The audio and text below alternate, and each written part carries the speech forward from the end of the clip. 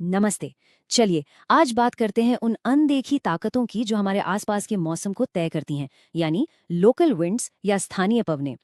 ये वो हवाएं हैं जो हमारी रोजमर्रा की जिंदगी पर असर डालती हैं और हमें अक्सर पता भी नहीं चलता। तो आइए इस दिलचस्प टॉपिक को जरा गहराई से समझते हैं। ये एहसास हम सबने महसूस किया है ना? बीच पर वो ठंडी ठंडी हवा, ये कोई इत्तेफाक नहीं है। ये लोकल विंड्स का एक परफेक्ट एग्जाम्पल है। और आज हम यही जानेंगे कि आखिर ऐसा होता क्यों है। तो ये रहा हमारा आज का रोड मैप। हम बिल्कुल बेसिक से शुरू करेंगे, फिर कुछ आम और कुछ बहुत ही अनोखे उदाहरण देखेंगे, और आखिर में ये समझेंगे कि ये सब मिलकर हमारे लोकल मौसम को कैसे बनाते हैं। तो सबसे पहला सवाल, जब हम लोकल विंड कहते हैं तो इसका मतलब क्या है? ये हर तरह की हवा के लिए इस्तेमाल होने वाला कोई जनरल टर्म नहीं है। इसकी एक बहुत ही खास परिभाषा है। तो मतलब ये कोई बड़े बड़े तूफान या मौसम के सिस्टम नहीं है, बल्कि छोटे एरिया में होने वाली घटनाएं हैं। और यहाँ एक मजेदार बात है, इनका नाम हमेशा उस जगह पर रखा जाता है जहां से ये आ रही हैं। तो समुद्री समीर समुद्र से जमीन की तरफ आती है, और घाटी समीर घाटी से ऊपर पहाड़ों की तरफ बहती है। अब इससे पहले कि हम अलग अलग तरह की हवाओं को देखें, हमें उस बेसिक साइंस को समझना होगा जो इन सबको चलाती है। हवा का इंजन असल में बहुत ही सिंपल है। सारी कहानी सूरज से शुरू होती है। हमारी धरती एक जैसी गर्म नहीं होती। जमीन पानी से अलग रफ्तार से गर्म होती है, एक पहाड़ी ढलान घाटी से अलग रफ्तार से। इसी वजह से तापमान में फर्क आ जाता है, जिससे हवा के दबाव यानी प्रेशर में भी फर्क आ जाता है। और बस फिजिक्स का एक सीधा सा नियम है, हवा हमेशा हाई प्रेशर वाली जगह से लो प्रेशर वाली जगह की तरफ भागती है, और इसी भाग दौड़ को हम पवन या हवा कहते हैं। अच्छा, अब जब हम ये बेसिक समझ गए हैं, तो चलिए कुछ सबसे आम लोकल विंड्स को देखते हैं जो हर रोज एक तय साइकिल में चलती हैं। याद है वो बीच वाला सवाल? उसका जवाब यही है। दिन में जमीन समुद्र से ज्यादा तेजी से गर्म होती है। गर्म हवा हल्की होकर ऊपर उठती है और जमीन पर बन जाता है लो प्रेशर। अब समुद्र के ऊपर की ठंडी भारी हवा उस खाली जगह को भरने के लिए दौड़ पड़ती है, और हमें मिलती है ठंडी ठंडी समुद्री समीर। रात में कहानी पूरी पलट जाती है। जमीन जल्दी ठंडी हो जाती है और हवा जमीन से वापस समुद्र की ओर बहने लगती है।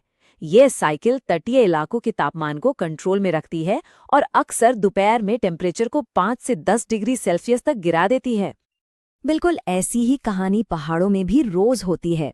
दिन के समय सूरज पहाड़ों की ढलानों को गर्म करता है। ये गर्म हवा ऊपर की ओर बहती है, जिसे हम घाटी समीर कहते हैं। यही वजह है कि गर्मियों में अक्सर दोपहर तक पहाड़ों की चोटियों पर बादल बन जाते हैं और कभी कभी बारिश भी हो जाती है। और रात में ढलानें ठंडी हो जाती हैं और ठंडी भारी हवा ग्रेविटी की वजह से वापस घाटी में नीचे उतर आती है। इसे कहते हैं पर्वतीय समीर। लेकिन पहाड़ सिर्फ ये हल्की फुल्की हवाएं नहीं बनाते। कभी कभी ये कुछ सबसे जबरदस्त और ताकतवर लोकल विंड्स को भी जन्म दे सकते हैं। जरा इस नाम की कल्पना कीजिए, बर्फ खाने वाली। ये एक गर्म सूखी हवा का नाम है जो अमेरिका के पहाड़ों की ढलानों से नीचे उतरती है, और ये नाम इसे बिल्कुल सही दिया गया है। इसकी ताकत का अंदाजा लगाने के लिए ये एक ऐतिहासिक उदाहरण देखिए। सोचिए, कड़ाके की ठंड पड़ रही है, तापमान -33 डिग्री फ़ारेनहाइट है, और फिर अचानक कुछ ही घंटों में तापमान बढ़ने लगता है। ये हवा सिर्फ थोड़ी गर्म नहीं होती, ये नाटकीय रूप से गर्म होती है। कुछ ही घंटों के अंदर 83 डिग्री फ़ारेनहाइट का उछाल। ये कैसे मुमकिन है? होता यह है कि जब हवा पहाड़ के दूसरी तरफ नीचे उतरती है तो वो कंप्रेस होती है, यानी उस पर दबाव पड़ता है, और ये दबाव उसे बहुत तेजी से गर्म कर देता है। यही वजह है कि एक चिनूक हवा एक ही दिन में 1 फुट से ज्यादा बर्फ पिघला सकती है। अब इस गर्म चिनूक से बिल्कुल उल्टी एक और पहाड़ी हवा है, कैटाबैटिक पवन। ये तब बनती है जब किसी ऊंची और ठंडी जगह जैसे ग्रीनलैंड या अंटार्कटिका की बर्फीली चोटियों पर जमा हुई ठंडी और भारी हवा ग्रेविटी की वजह से ढलान से नीचे की ओर बहने लगती है। इसे आप सचमुच हवा का एक ठंडा झरना कह सकते हैं। दुनिया भर में इसके कई मशहूर उदाहरण हैं, जैसे फ्रांस में मिस्ट्रल और एड्रियाटिक तट पर बोरा। चिनूक के उलट ये हवाएं अपने साथ गर्मी नहीं बल्कि जमा देने वाली ठंडक लेकर आती हैं। अच्छा, पहाड़ों की ताकत की बात हो ही रही है, तो एक सवाल है, क्या कोई अंदाजा लगा सकता है कि अमेरिका में आज तक की सबसे तेज हवा की रफ्तार कितनी रिकॉर्ड की गई है? 231 मील प्रति घंटा, यानी लगभग 372 किलोमीटर प्रति घंटा। ये एक अविश्वसनीय रफ्तार है जो सबसे ताकतवर तूफानों को भी पीछे छोड़ देती है। और ये रिकॉर्ड कहाँ बना? जाहिर है, एक पहाड़ की चोटी पर। माउंट वॉशिंगटन अपने भयानक मौसम के लिए जाना जाता है, और ये रिकॉर्ड इस बात का सबूत है कि कैसे जमीन की बनावट हवा को एक जगह इकट्ठा करके उसे तूफानी रफ्तार दे सकती है। तो अभी तक हमने कुदरत की बात की, पर क्या हम इंसान भी अपनी लोकल हवाएं बना सकते हैं?